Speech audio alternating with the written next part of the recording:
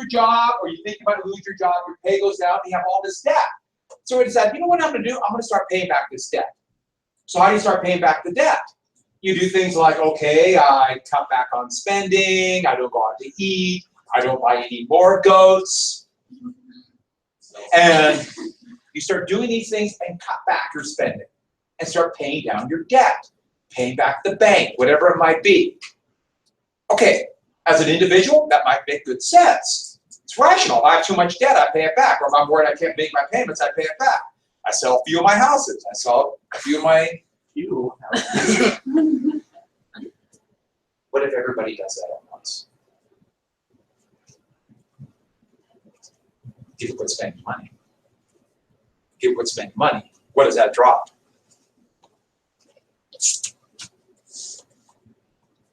Demand drops. That's why it's such a bad deal. So if demand drops, that means companies can't sell their surplus. That means they have to cut back more, lay off more people. Companies can't pay back their debts. More people can't pay back their debts. Aggregate debt, the total debt goes up. And this happened to a small degree here, especially when government dramatically cut spending in 2010, for example, in your lifetime. It happened in places like Greece or Italy, where all of a sudden you cut back on debt. I'm sorry, you cut back on spending, you cut back on demand, debt goes up. And that's really corrosive, because how do you get out of it? But it gets worse. So, okay, what about all that stuff I have? And let's say, okay, I'll start selling off a few of my assets. Think about it, you sell it off, I get a little bit of money back, maybe I can start paying back my other debts, or at least not have to make payments on something.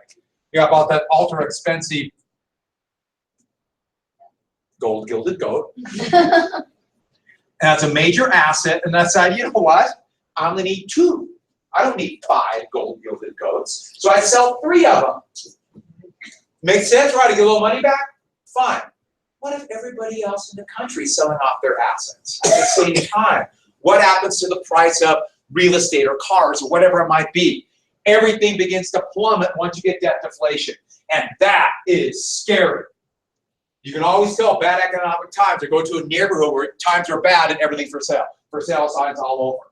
If you had the luck to go to, let's say, Las Vegas in 2009, the whole place was one giant for sale sign. Huh? And it isn't a lot better in some of it. It has gotten a lot better. Atlanta's like that.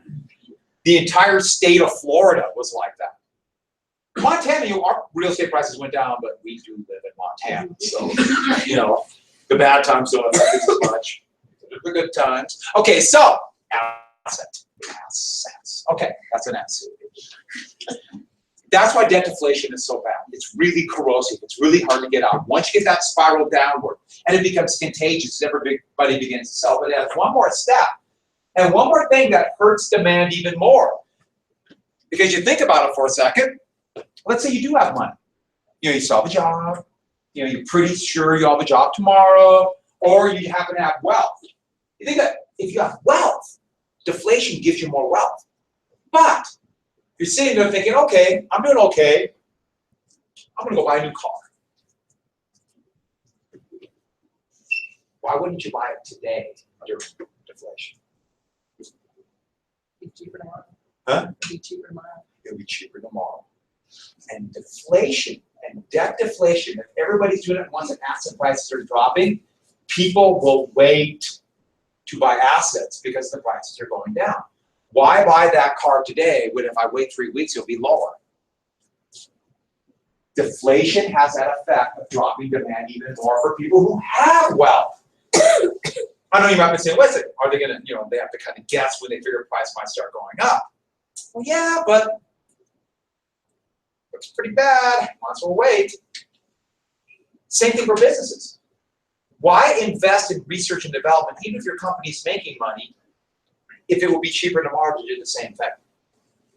So companies, even if they're making money, even though one of the companies that aren't in trouble, they don't develop. This is a crisis. Debt deflation is the kind of thing that destroys countries. How do you get out of it? That's it. That's it. You know, everything's demand. It's demand, demand, demand, demand, demand.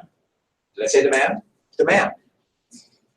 And this shows it right here. I put this graph up here. I don't know if I said this to you guys yesterday. This is the debt to GDP ratio. This is the total amount of debt in the country compared to the size of the economy. And in 1929, it was at 100%. People owed as much money as the size of the entire economy in 1929. So when they did debt deflation, there's a lot of paying down to do. That's a very unhealthy ratio. As luck would have it, we wouldn't reach that ratio again to no way! 2007, 2008. How come that was like, how come no one called that Because depression? depression's seriously, that's why. It was a depression. It was a depression. By every definition, the Great Depression was so bad. I don't want to, no president want to be responsible for that one. Okay, so with that we get to number 6. And number 6 is really basic, that loss of confidence. This pen's worthless too. The loss of confidence. And the thing about the loss of confidence is this. Remember the boom bust cycle where when there's a boom, everybody thinks it'll go on forever? When it's a bust, people lose total faith. Now imagine that times 1,000. And that's the way it was in the Great Depression. People completely lost faith in everything around them. In fact, you can always tell a neighborhood that's economically depressed when people lose hope. That's when they quit doing things like even if they have a job, they quit caring about their yard, they quit caring about their the way their neighborhood looks, or for that matter, their house, and it just things begin to crumble because it's like, well, tomorrow's gonna be worse. Why do I care about today? Which is another very corrosive attitude to a society. But people begin to lose faith in themselves at first. Individual loss of confidence. And this kind of fits in with that idea that,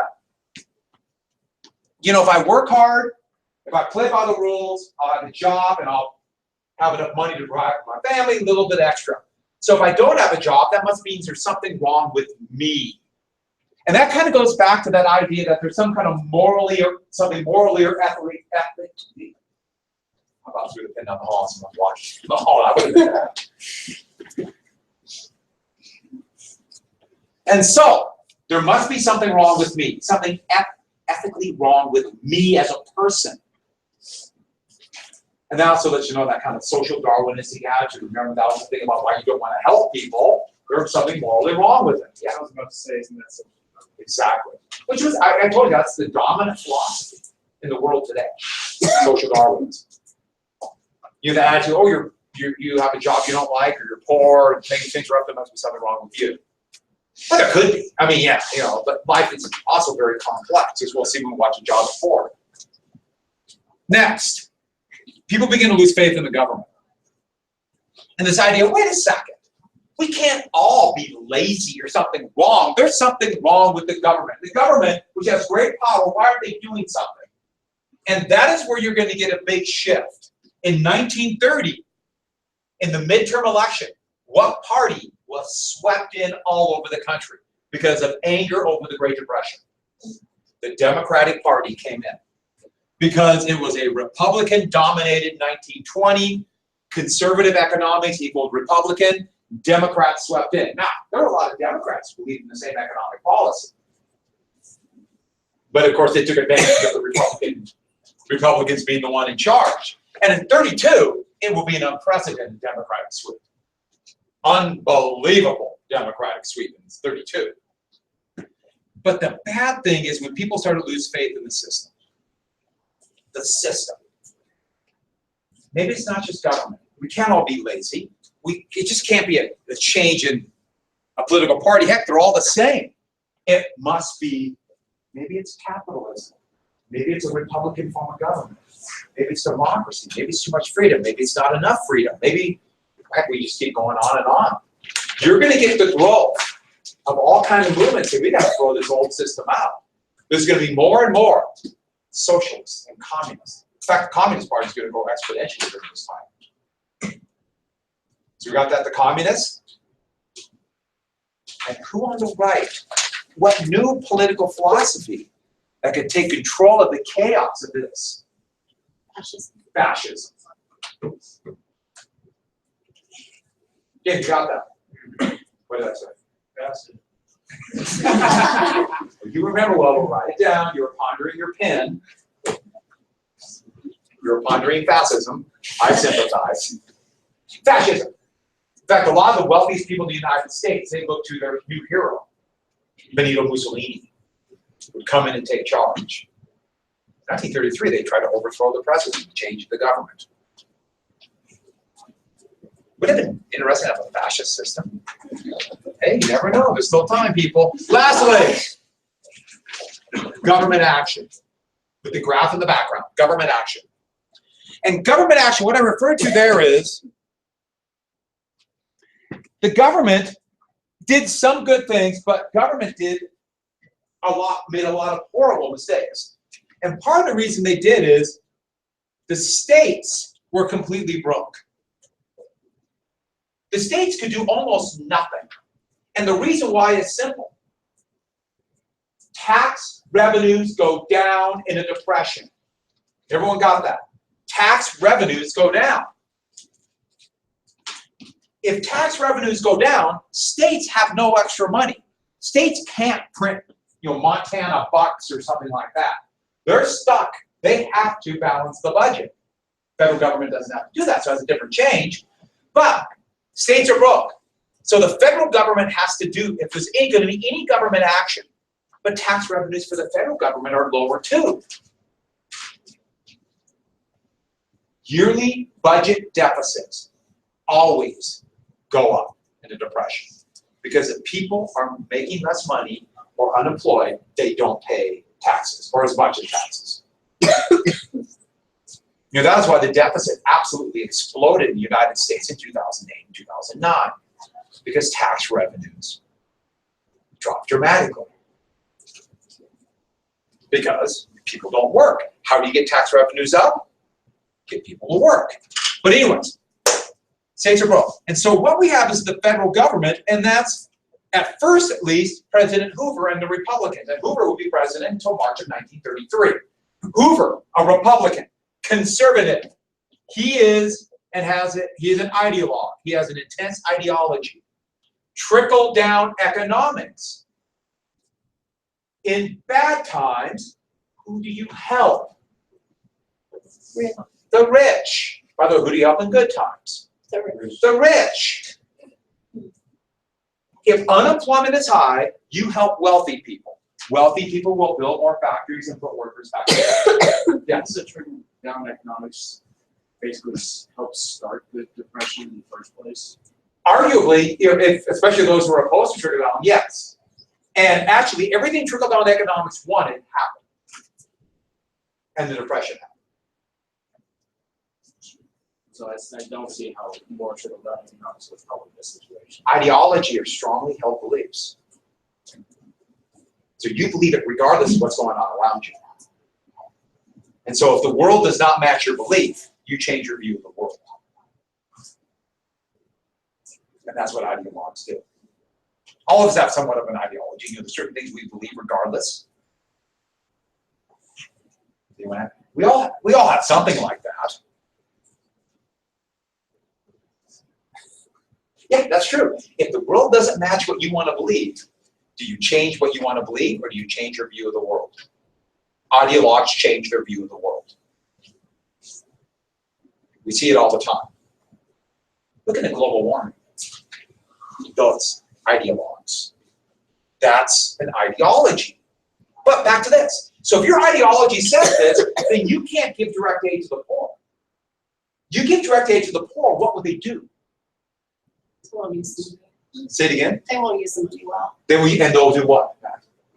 Yeah, they'll waste it. They'll get drunk, or they'll become dependent upon it because they have such low moral character. They'll quit working. They'll quit trying if you give them money. Which, by the way, yeah, there are people like that. But the idea is that everybody's like that? Wow, what a statement. And that was Hoover's ideology. No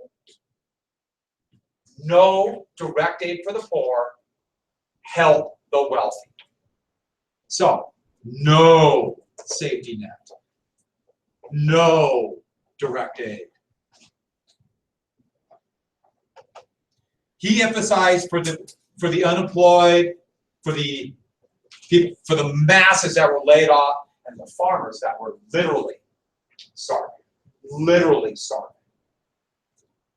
which is the weird contradiction of having this incredibly, potentially productive farmland. Too many P's there. Productive farmland and starving on it. It's just beyond comprehension, really. Self-help. Get out of it yourself. Get a job. And that was the element of it. Now, for the individuals, maybe you can make that argument, but start getting to the mass numbers of unemployed because people aren't buying cars or aren't buying radios or whatever it might be, then it becomes problematic. And if there is aid, the aid will go to the wealthy. The best and known, the most important of Hoover's policies in 1932 was the Reconstruction Finance Corporation. It was created by the Reconstruction Finance Act, everybody's favorite acronym, the RFC. And the RFC would provide loans. The RFC would provide loans to people or the businesses with the idea that they could take that low interest loan, take that money and build up a factory. Now, first off, what does that do? That does nothing about the problem of demand. That is purely a supply-based problem. So you're going to help companies produce more when the problem, one of the most important problems is oversupply. So already has a problem there. But the other problem is this. They decided we can't give it to failing businesses because they're failed. They don't know what they're doing. And so the RFC for its first 2 years only went to businesses that were healthy. Meaning the businesses that what? Didn't need it. Now that fit in with the ideology, but it didn't do anything at all to change the fact that companies are shutting their doors because of a weak economy. And one more big thing we have to put in here. 1930,